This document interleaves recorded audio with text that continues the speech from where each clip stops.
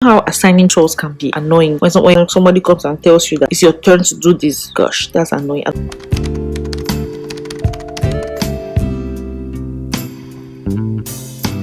Hi guys, welcome to my YouTube channel. If you're new here, welcome. My name is Raisa and I am a Cameroonian living in Canada. I do videos on lifestyle, education and vlog sometimes. But anyways, yeah, so that's who I am. So thank you so much for clicking on this video. If this is your first time seeing me, please do make sure you hit the subscribe button down below and stay tuned for more videos. Yeah, so thank you so much for joining. So as I was saying, right, so I'll just tell you the pros and the cons, and it's going to probably be like all over the place because I didn't have like a whole list. I'm just looking at my computer here because I kind of like drafted something to my points that I'm going to list out for you guys, and yeah, that'll be it. So the first thing I'll say about the pros of living on campus is the proximity to class. You can easily make it to your class regardless of if you sleep in or if you maybe have an appointment. You can always still try to catch up, because even if you're 5 minutes late, you can still like wake up and go there, or you can actually get there quickly and be in time. But if you're living off campus, you're kind of away, and if you have to take the bus for some reason, or even if you're driving, you still have to come and find parking and all of that. So when you factor out those times, you definitely see that by the time you're getting to school, your class will be done, and you definitely be like a waste of time to you. So there's really going to be no point of even going there. So that's one of the downsides of living off campus, because even if they say there's a midterm and there's a quiz going on now and you're at home, you cannot really say you want to run to class. But if you're in school, if you live on campus, you will definitely just show up. So that's one of the good things I loved about living on campus. Because now, moving on, another pro about living on campus is that you can easily make friends. So you can actually create that bond with people, with even your neighbor, because you have that sense of community with students. Especially if you're a fresh year, you can easily bond with people because you guys have to go for orientation, you guys have to do a lot of things together, a lot of games, free food, things that are going on at that time. So you can easily make friends as of them. Unlike if you're living off campus, sometimes if the person that you're living with is not really your friend, you guys will not really bond as much. You just be like, you just live there, just like roommates, and you don't really like connect on that level, except you're a really friendly person and the person that you're living with is actually nice. So that's what I like about that. One of the annoying things about living on campus is you have many roommates. You guys are like about 4 of you, although there's an option where you can have like 2 bedrooms, 3 bedrooms, but most people always go for like the cheapest one. You don't want to also go for a 1 bedroom just by yourself and then you're paying much money. But if you have the money, that's okay. Or like, it's always a lot of us who will have to live with 3 other people. And right now in my school, there was even another building that they just renovated, and in that hostel there are like 6 people.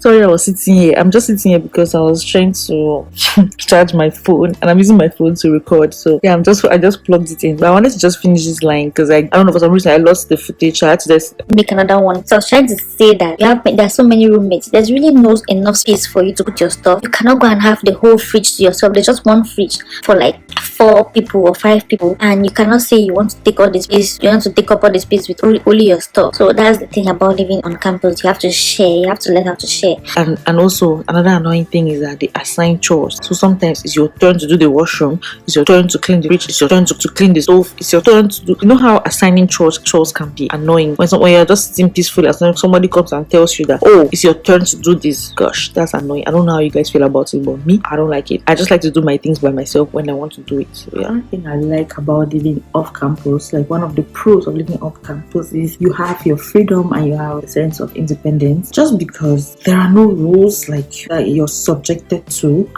unlike where you're on campus and you have to live according to the rules, and you have like RAs who come and check on you. There's a community assistant, there's sometimes the police, it's just random people. They just come sometimes to come and check, especially if something has been reported about your apartment and you don't know. You just hear somebody knock on your door to come and say something or talk to you or get information. Do you understand? Apart from the normal normal drinking and having parties, people getting drunk, which is definitely valid, where they have to come and check that. So yeah, so that's another thing. And then the idea of being independent in the sense that you can choose what to have, what you want to have. If you're off campus, you can cook whatever thing you want to cook. Sometimes you can even do whatever you want. You can have whatever appliances you want. If you're on campus, you cannot really have like candles. There's some kind of appliances you cannot really have because the school doesn't want you to burn down their building. You don't want to do it. No, they don't want you to risk that. So you have those restrictions. Your rent's really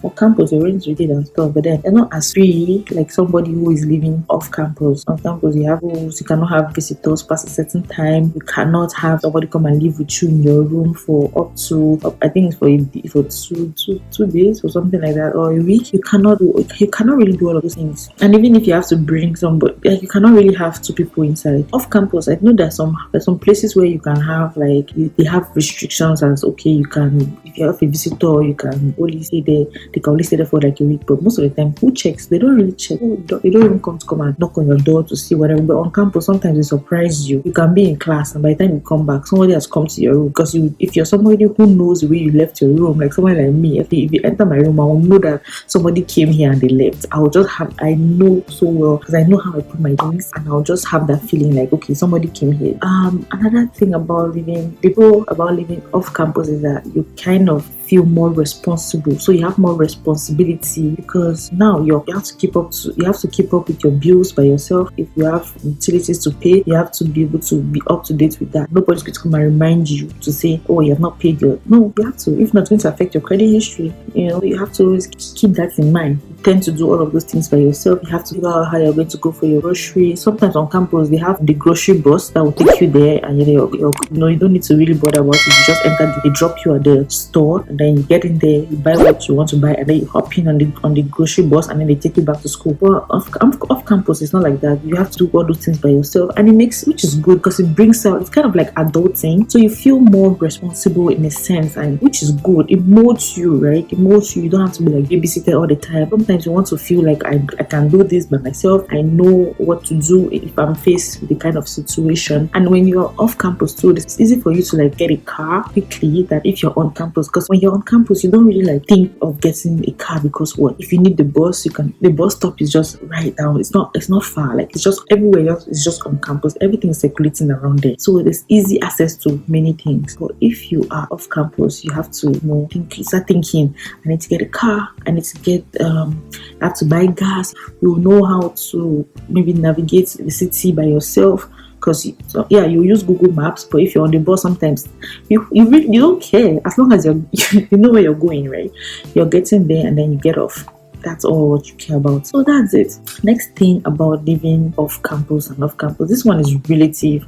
It is, to me, I feel like it's cheaper to live off campus. There were times where I felt like it was cheaper to live on campus, but when I moved out, I just felt like it's actually cheaper to live off campus. Because look at it this way, it depends. Some schools off campus is cheap, like it's really cheap. Students prefer that. But in my university, I feel like it is more expensive, because in 4 months, depending on which kind of apartment you're in, you have to pay the chunk of all the time that you're there. So let's say for 4 months, for every semester you pay that money, and when you look at it, you see that you're spending so much on rent. Probably you're paying about $800 for a month, but if you're off campus, you'll be paying like sometimes $400. Sometimes some people will pay as low as $200 for rent. But that's if you're jam-packed in the house with like 8 people, 5 people, something where you guys split the rent, but the ideal situation is like $500 to $600, which is okay, which is fair compared to if you're living off campus and you're paying about maybe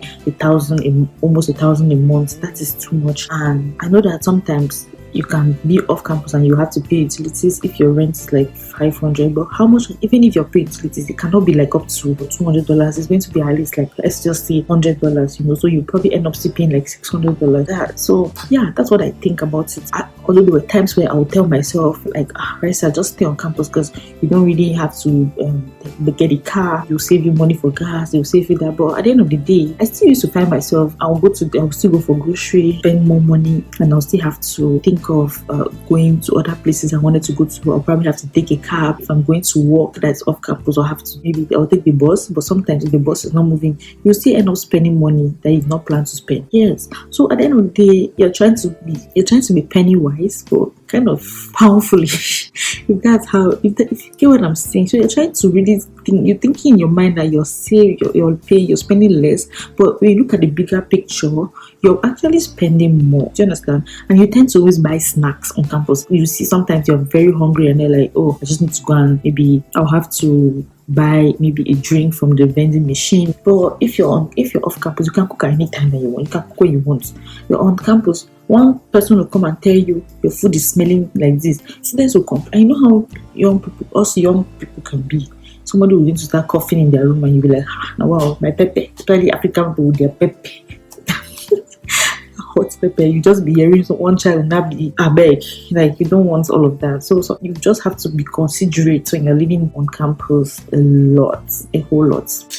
Yeah, so now if you're living off campus, you can host parties whenever you want. When you want, you can have a party. If you say there's a party today, just call people, you show up. Yeah, they'll come. And then the only thing is that, of course, you don't have to, that Canada has rules.